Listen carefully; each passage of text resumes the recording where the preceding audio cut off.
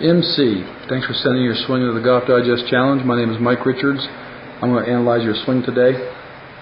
MC, you look like you've got a pretty good handle on your setup and your grip, and everything else looks pretty good.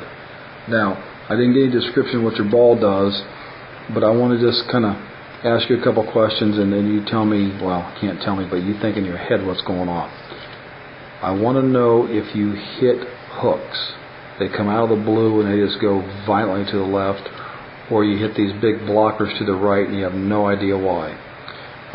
Those two things are going to be caused by what I see in your backswing. I want you to watch the club as it goes up.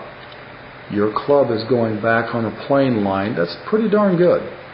So that to me is not going to be one of the areas that we need to work on. However, what does need work on is that club face. That club face is dead shut right there. There's no rotation to the club. What do I mean by that?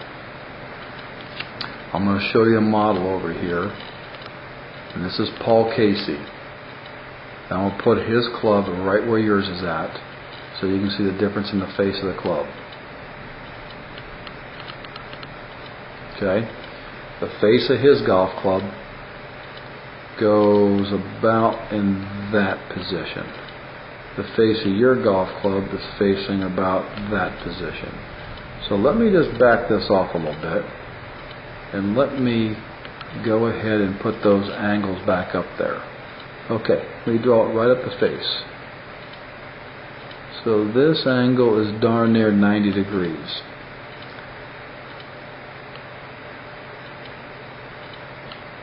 This angle is 60. So you got a 30-degree difference in face being square or face being shut. Now, typically when I see someone come to me, MC, and I got a club face closed like that, it'd be a grip issue. Well, I really can't see your grip, but I can kind of zero in here and look at it, and your grip doesn't look all that bad. So now it has to come with what kind of rotations go into your arms. And your arms in the backswing, they do rotate. And I'm not quite certain yours are rotating enough. And then as you get the club up to the top, you're going to see your club face, and you're going to see Paul Casey's club face.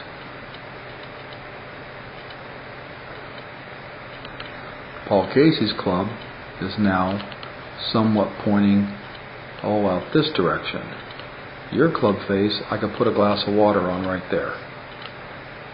So now if you release the club like most people are trained to do, you're going to hit this big violent hook left.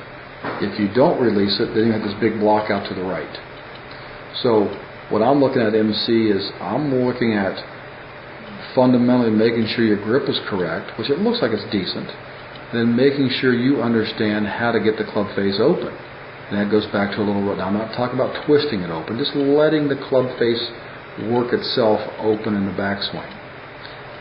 That to me would be the only thing I see from a mechanical standpoint. I think you do a really nice job of bringing that club down. I love the extension look that you have here after contact. My goodness, if I can get half my students to get to there, they'd be great. But I want you to work on nothing more than allowing the toe, the club, in the backswing to rotate open a little bit.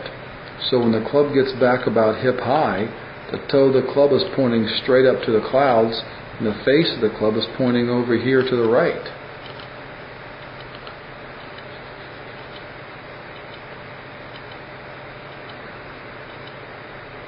That to me, MC, is the biggest problem that I see in your swing, because you do a lot of other things pretty well.